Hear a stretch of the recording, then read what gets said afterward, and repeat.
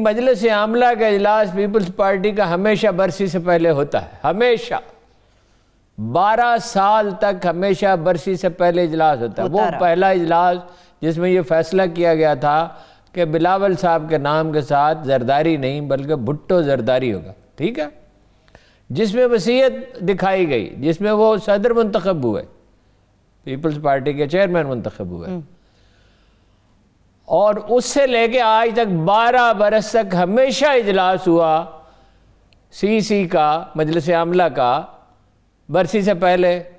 اس دفعہ برسی کے بعد ہوا۔ پہلے تو بے نظیر کی تعریفیں کروا لی محترمہ کی، اس سے پھول چڑھوا لیے اور خوب اپنا مطلب یہ تالیاں بجوا لیں، داد وصول کر لی، بلکہ خوشامد کرا لی، ٹھیک۔ اور اس کے بعد سی کا اجلاس کر کے کہہ دیا کہ استعفے نہیں دیں گے، ٹھیک ہے۔ یہ کس چیز کا جواب تھا؟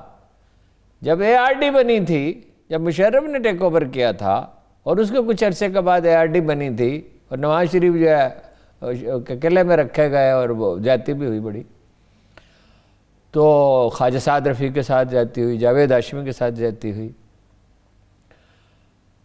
تو اے آر ڈی بن گئی۔ اور اعتزاز احسن صاحب 3-4 دفعہ یہ واقعہ سنا چکے ہیں کہ مجھ سے کہا گیا کہ جلدی کرو، کیس تیار کرو۔ محترمہ کلثوم نواز صاحبہ مرحومہ تشریف لے گئیں اور کہا کہ جلدی کرو، ساری فائلیں نکالیں، باغ یہ جب کوئی کام جلدی میں کرنا ہوتا ہے جس کو کہتے ہیں جنگی بنیادوں پر، سارے سٹاف کو لگایا۔ اعتزاز احسن صاحب کہتے ہیں 7ویں دن نواز شریف جدہ پہنچ گئے۔ اس بات کا مطلب قابل اعتبار نہیں ہے یہ لوگ؟ نہیں، تو مطلب یہ ہے کہ ان سے کہہ رہے تھے کہ بھائی مقدمے پہ زور لگاؤ اور خود نکل گئے، عدالت کے ذریعے دباؤ ڈالو، مگر دراصل تو وہ مذاکرات کر رہے تھے، دراصل تو وہ جدہ جانے کے لیے مذاکرات کر رہے تھے، ٹھیک۔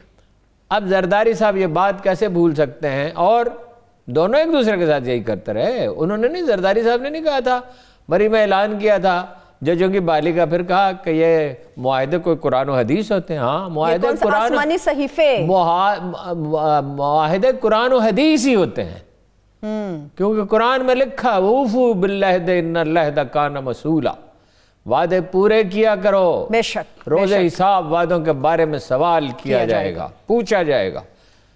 یو آر اکاؤنٹیبل، کہ جو تم نے فلاں سے وعدہ کیا کہ میں تمہیں یہ کروں گا، تمہارے لیے یہ کروں گا اور یہ پیمان کیا تھا، وہ پیمان کیوں توڑا؟ پیمان خدا کے نزدیک بڑا، اللہ اور بندے کے درمیان کیا ہے؟ پیمان ہے، پیمان ہی تو ہے، ٹھیک ہے۔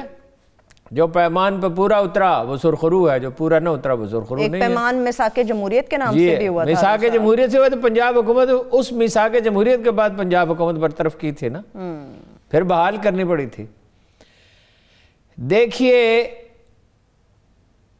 نواز شریف صاحب نے ایک بیانیہ دیا اور کوشش کی کہ جی یہ اسٹیبلشمنٹ کے خلاف بھی نام لے کے، اور مولانا فضل الرحمان صاحب جو آتش انتقام میں جل رہے تھے ان کے ساتھ تو سنکرونائز کر لیا، ٹھیک۔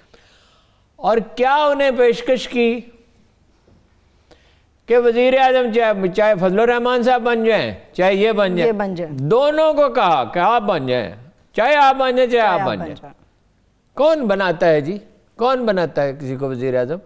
اور اگر پیپلز پارٹی کے زیادہ سے زیادہ کتنے آدمی ہوں گے؟ 35-40 50 اتنے، اس سے بھی کم ہوں گے۔ مولانا فضل الرحمان کے کتنے؟ 10-15، تو میجارٹی ہوگی اگر ان کی حکومت بنتی ہے۔ اگر فرض کیجئے الیکشن ہوتا ہے، مڈ ٹرم الیکشن، کوئی چانس ہے ہارون صاحب؟ تو وہ میں بتاتا ہوں، عرض کرتا ہوں جو میرا اندازہ، میں اندازے بتا سکتا ہوں۔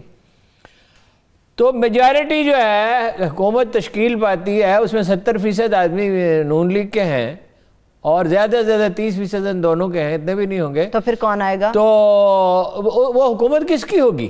ڈیفینیٹلی نون لیگ کی۔ بھائی وہ اس کو کیوں موقع دیں گے؟ اور اگر چلیے فرض کیجئے ایک وزیر اعظم وہ بنا بھی دیں تو اس وزیر اعظم کی کیا حیثیت ہوگی؟ وہ افغانستان کی ایک نگران حکومت بنی تھی، ابھی روس نکلا نہیں تھا، تو وزیر اعظم ایک دن حکمت یار کے پاس آیا، اس وقت حکمت یار دا موسٹ پاپولر لیڈر، جس طرح آج بستی پنجاب میں نواز شریف صاحب ہیں، تو وہ یہ کرنا ہے، وہ آدھا گھنٹہ سنتا رہا، اس نے کہا آپ واقعی خود کو وزیر اعظم سمجھ رہے ہیں؟ بھائی وہ کیسا وزیر اعظم ہوگا؟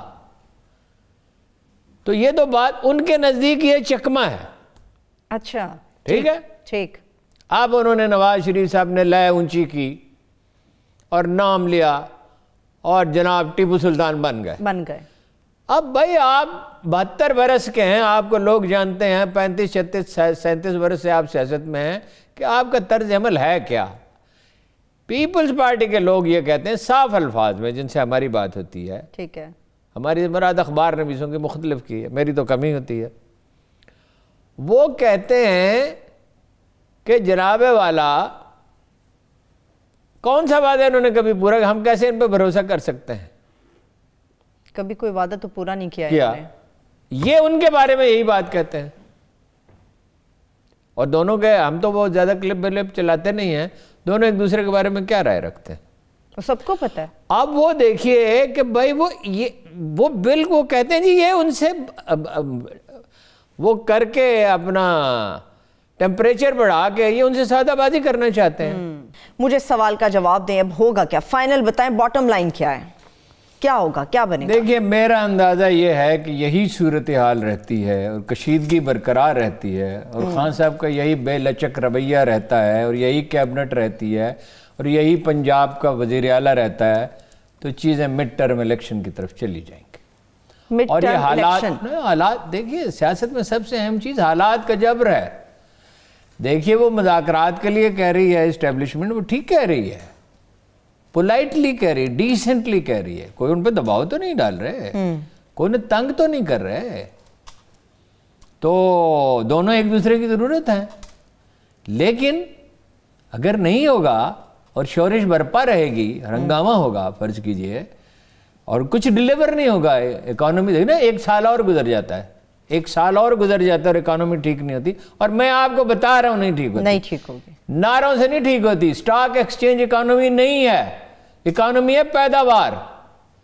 25% حصہ ہے زراعت کا اکانومی میں, اور وہ کتنا ٹیکس دیتی ہے زراعت, ایگریکلچر شعبہ 25% حصہ ہے, 1% ٹیکس دیتی. کیوں؟ سارا پیسہ جو ہے مڈل مین سمیٹ کے لے جاتا ہے. پچھلے دنوں ٹی وی پہ بعض چینلز میں بڑے اچھے پروگرام اس پہ, مجھے خوشی ہوئی.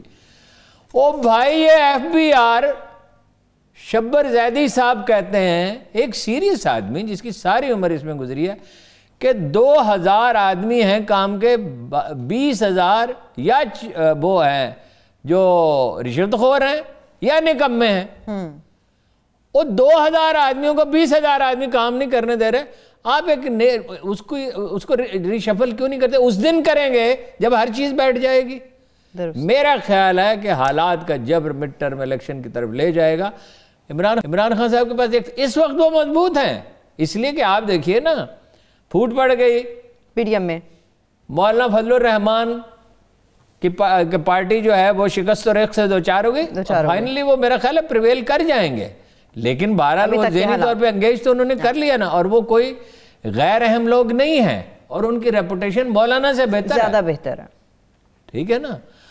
تو لیکن بہرحال خلق خدا مہنگائی سے جب تنگ آ جائے گی, بے روزگاری کا یہ عالم ہے لاہور کی سڑکوں پہ بھی اور اسلام آباد کی سڑک, 2 شہروں میں تو میں گھومتا رہتا ہوں, کہ ہر چوراہے پر بھیکاری کھڑے ہیں, اور ان کی تعداد کم از کم 10 گنا بڑی ہے. اور اس قدر آپ ذہنی اذیت سے گزرتے ہیں ہر چوراہے پر. ایک بوڑھا آدمی تھا بھی, اس کے ہاتھ کانپ رہے تھے, وہ کچھ کھلونے وغیرہ بیچ رہا تھا. تو کتنی اذیت ہے. اور جس کے گھر میں کھانے کے لیے روٹی نہیں ہے, اسے اس سے کیا ہے کہ آپ نے اسٹیٹ آف آرٹ میزائل بنا لیے, اسٹیٹ آف آرٹ ایٹمی پروگرام بنا لیا, اور آپ نے بے شمار ملک دفاع کا بندوبست کر لیا. بہت اچھا کیا, مگر وہ دفاع سب سے اہم ہے, اور بہت اچھا کیا. سلام ہے ان کو جنہوں نے قربانیاں دیں اور شہادتیں پیش کی. لیکن کھانے کے لیے روٹی تو چاہیے.